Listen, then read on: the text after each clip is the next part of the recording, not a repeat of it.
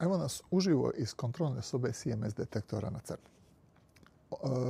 CMS detektor je inače jedan od najvećih instrumenta koji je ikad čovjek napravio. To je jedan od 4 detektora koje se nalaze na velikom sudaraču hadrona na crno. Sve se u biti odvija 100 metara ispod nas. Ovdje gdje ja se stojim se nalazi veliki sudarač hadrona koji ima opseg 27 km. On ubrzava protone praktički do brzine svjetlosti. Sad zamislite, kad se ti protoni ubrzaju, oni u tom tunelu koji se nalazi 100 metara ovdje ispod nas, naprave 11.000 krugova u jednoj sekundi. Onda ih mi tako ubrzamo do brzine svjetlosti i kad smo zadovoljni koliko smo ih ubrzali, onda ih sudarimo. I sudarimo ih u srcu kolosalnih detektora koji se imaju, naš ima 14.000 tona i nalazi se 100 metara ispod zemlje ovdje ispod nas. I u srcu tih detektora protoni kad se sudare proizvode iste uvjete kakvi su vladali kad je svemir bio star miliontni dio jednog miliontnog dijela jedne sekunde. To je praktički odmah nakon velikog praska. Mi skoro da rekreiramo ponovo veliki prasak. I sad taj detektor naš, gradili smo ga 20 godina, nas nekoliko tisuća iz cijelog svijeta i on već funkcionira već skoro pa i on 15 godina. Ali ono što je zanimljivo je tako da mi ovaj detektor sada radi, on funkcionira, prikuplja podatke i mi ga nadgledamo 24 sata dnevno. Imamo smjene kojima to nadgledamo. Ja sam voditelj smjene, već sam 8 smjena odradio ovdje, 3 noćne, 3 poslijepodnevne i 2 dnevne. Ovo mi je zadnja, sutra idem nazad doma u Split, sljedeći tjedan počinje nastava. Ali ono što je isto tako zanimljivo, sa mnom su i moje kolege iz cijelog svijeta. Ima jedan kolega iz Rijeke koji inače je doktorant u Latviji. A isto tako su 2 kolege iz Italije i 1 kolegica iz Turske. Oni kontroliraju pojedine segmente detektora, ja se to koordiniram zajedno s njima. Kad se dogodi neki problem, onda ga probamo riješiti. Nadamo se da će biti što manje problema, jer to onda znači da detektor radi i prikuplja što je god moguće više podataka. Kad se dogode neki takvi problemi, onda mi nazovemo eksperte, s njima zajedno to pokušavamo riješiti da ih ima što manje. Danas je dosta mirno jer je nedjelja ujutro. Inače, radnim danom ovdje bude jako puno ljudi koji onda su eksperti iz različitih dijelova našeg detektora koji onda popravljaju, analiziraju podatke, gledaju što se događa i tako dalje i tako dalje. Sad ćemo samo malo provesti, ali neću puno da ne smetamo naše kolege. Da vidite kako izgleda naša kontrolna soba. Ona ima 150 ekrana, što je zanimljivo. Dakle, to je zaista vrlo, vrlo kompleksan instrument. Naš instrument, taj CMS detektor, je koštao oko 500 milijuna eura. A sad ćemo u njega uložiti još nekoliko stotina milijuna eura da ga popravimo za sljedeću generaciju ovih sudara koje budemo uzimali u sljedećih nekoliko godina. Sad pogledajte kako izgleda naša kontrolna soba.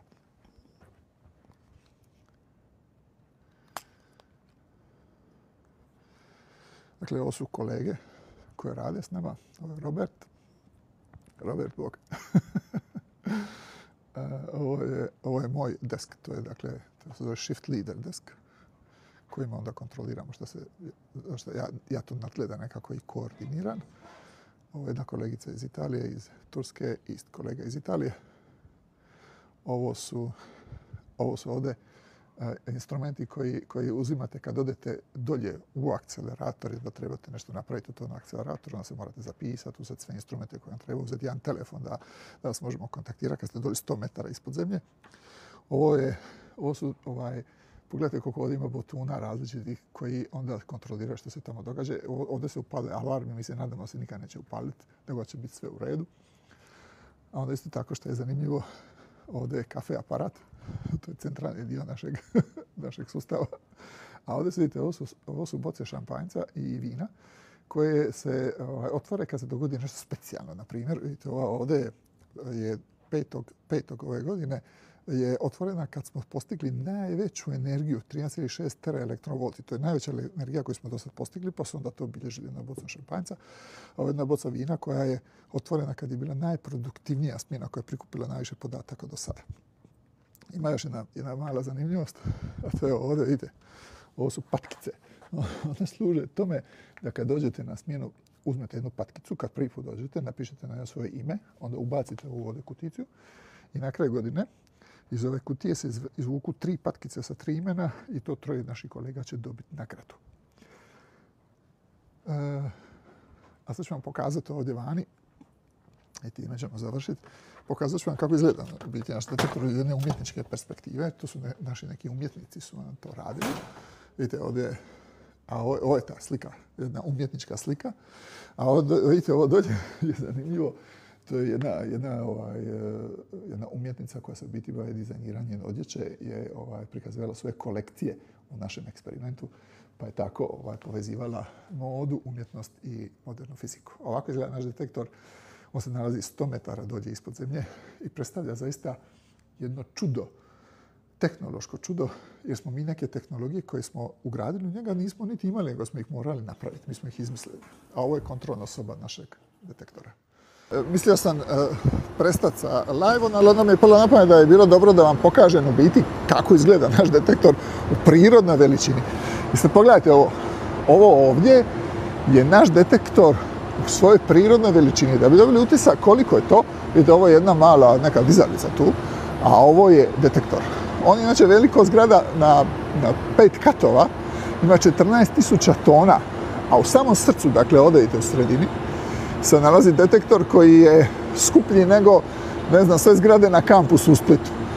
To je takozvani piksel detektor koji se sastoji od malih pikselića, kao pikseli od televizije, koji onda skupljaju podatke iz samog srca tog sudara. A ovdje u samom srcu tog sudara se u biti događa ono što sam vam rekao, ono što se dogodilo kad je svemir bio star miliontni dio jednog miliontnog dijela jedne sekunde. Sad ću okrenuti kameru samo da vidite kako u biti, da vidite mene pored tog detektora, da dobijete utisak u biti koliki je detektor o kojem se detektoru radi. Ok, evo me, vidite. Ovo sam ja, ovo je detektor. Pogledajte koliko je to čudo. A sad ću ponovo okrenuti kameru da vam pokažem i sobu u kojoj smo sagradili ovaj detektor, da vidite koliko je to velika hala, pa ćete možda opet dobiti utisak koliko je to velik detektor. Dakle, ovako izgleda ta hala. Vidite kolika je, opet ova dizalica ovdje. To je hala ogromna u kojoj smo mi najprije cijeli detektor sagradili i gradili smo ga više od 20 godina, a onda smo ga spustili dolje, rastavili komad po komad i spustili ga dolje ovdje na ovom mjestu na se ja sad nalazim. To je ta rupa u kojoj se nalazi detektor. Ovdje smo ga spuštali tako da smo ga rastavili i recimo jedna komponenta tog detektora je bila teška 2500 tona. Mi smo njega smo spuštali 12 sati dolje 100 metara ispod zemlje. I na kraju jedna poruka, možda jedna od najzanimljivijih poruka koju ja želim poslati, a to je, dakle, ovaj detektor je gradilo i s njima operira sada nekoliko tisuća ljudi, sada ima 6000 ljudi praktički iz cijelog svijeta. I to je prvi put u povijesti svijeta da se cijeli svijet ujedinio oko jedne ideje. A ta ideja je ideja znanosti, to je ideja u kojoj vi možete misliti što vas je god volja, ali da bi zaista mogli, da bi znali ko je u pravu, moramo napraviti eksperiment i dokazati eksperimentalno ko je to u pravu. I eto, to je velika pobjeda znanja, zajedničkog rada ljudi i činjenica da možemo zajedno funkcionirati, premda se razlikujemo u mnogo čemu, ali se slažemo u tome da je znanost ono što nas povezuje. Eto, vidimo se onda. Ćao!